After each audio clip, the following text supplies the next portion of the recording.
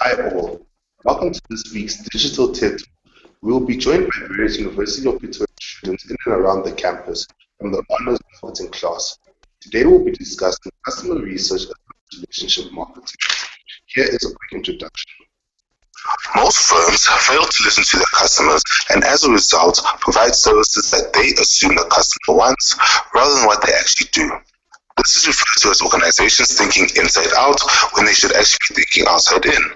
This approach requires some research to be carried out, consisting of multiple elements and making use of various sources of research studies. Upon the completion of this research, marketers need to be able to make sense of the information gathered. This would be viewed as a complete waste. Graphically representing the information is normally a good way to communicate anything relevant to the interested parties involved. We further see a lot of firms wanting to maintain relationships rather than having to acquire new customers each and every time. James Alscore developed what is called the bucket theory of marketing. Basically, all business created by marketing activities is essentially what is poured into the bucket. However, this bucket has holes in it, which represent the consumers that a business loses from time to time. The idea is to keep these holes as small as possible, and that is when the business is at its best. The building and maintenance of relationships is one way to keep these holes as small as possible. Customer relationships with the firm evolve over time, starting off as being strangers to acquaintances and lastly partners, whereby the relationship is built on a lot of trust and involves a lot of customized products and service offerings to the consumer. It is important to note that both parties actually benefit from being actively involved in this relationship. However, firms need to segment their customers to focus on those that are most profitable and willing to engage as to not waste resources on customers that are either in the wrong segment, dysfunctional, or simply not interested in interacting with the firm at all. Okay. To provide further insight, we'd like to look at Tabiso. Is there anything that you'd like to contribute to this discussion?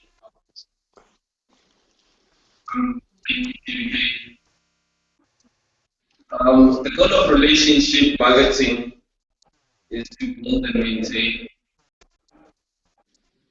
a base of committed customers willing to spend some money with the organization. Therefore, require them to have a complete understanding of what the dynamic of exchange relationship actually means. What it means is that you need to have like mechanisms in place for creation. That is, you need to have mechanisms in place to help you create value through the combination of production, consumption, and other economic related issues undertaken by both the customer and then me. Both parties need to bring something to the table and be able to stand benefit from the relationship. What relationship marketing, like any other relationship, requires time, requires your effort, requires like investment on your part in order to be successful. It also requires you to build out a relationship based on trust and commitment of all the parties involved, taking into account industry practice to facilitate decision making.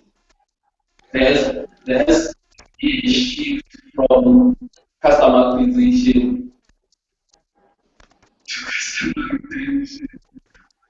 As we all know, it costs more money to actually acquire new customers and retain existing ones. As we also know, the relationship marketing requires both the customer and the supplier to put themselves to the negotiation process.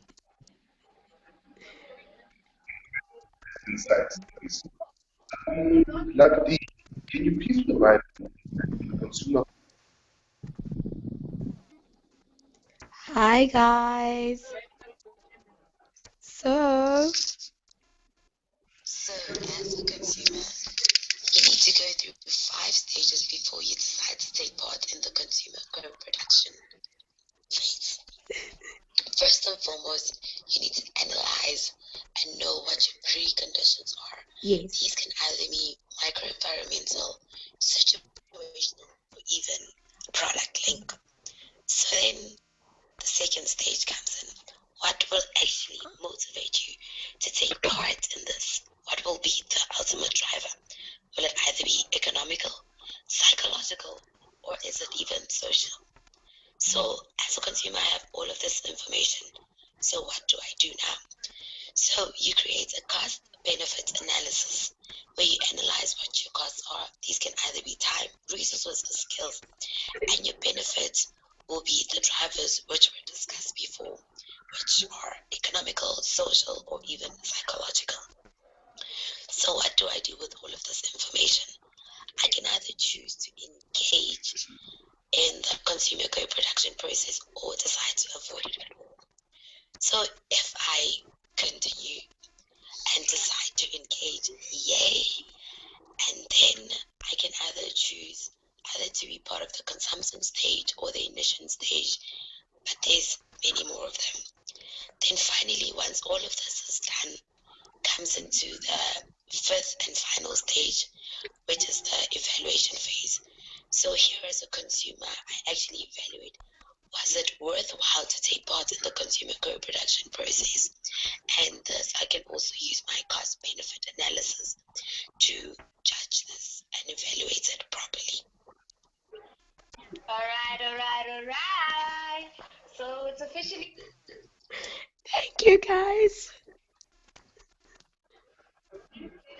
All right. Lovely. That was very insightful.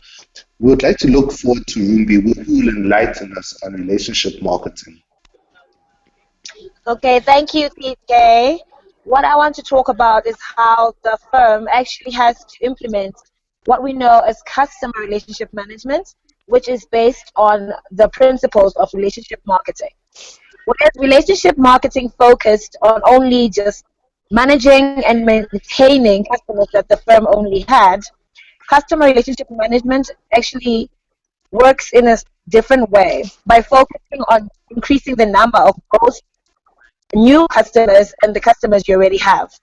Therefore, to have this practice in the firm, has to do everything together and work together, not just have one department working by itself. So it's a cross-functional activity that has to involve every function within the organization in order to add value to the customer.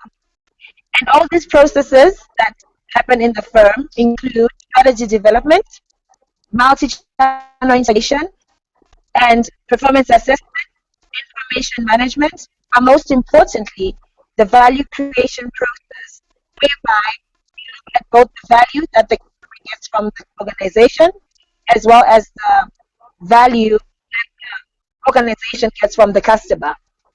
Therefore, all these things are done in order to make the organization link more to its customers and to manage its relationships with its customers more effectively. That's my view, BK. Oh, that's very interesting. Thank you very much for that insight, Rumbi. We would like to look towards Dash. How would you know if we have properly managed our customer? Hi everybody.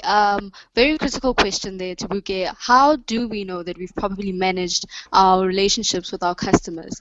One word, loyalty. But how do we define loyalty? It certainly goes deeper than just repeat. I mean, think about it. If you live close by to a BP garage and it only sells Powerade, every time you're thirsty, you're obviously going to go and buy Powerade. Certainly out of convenience rather than, loyalty. So how do we know that a customer is loyal to us? Simply put, they repeat the purchases, but also they promote our product. That is, they refer our product to their friends. And the one number that we need in order to grow, the number we need to know rather, is the Net Promoter Score. Now, this is the percentage number of customers that are referring our products to their friends. And we want this percentage to be as high as possible, because the higher the percentage, the higher the word of mouth advertising that they give for us, and that is the higher number of clients or customers that we gain, and ultimately more profit. Thank you. Thank you very much. I'd like to thank you all for your time and your valuable contributions. I really look forward to hearing from you again soon. Do enjoy your day. From TED Talk, we're signing out. Bye.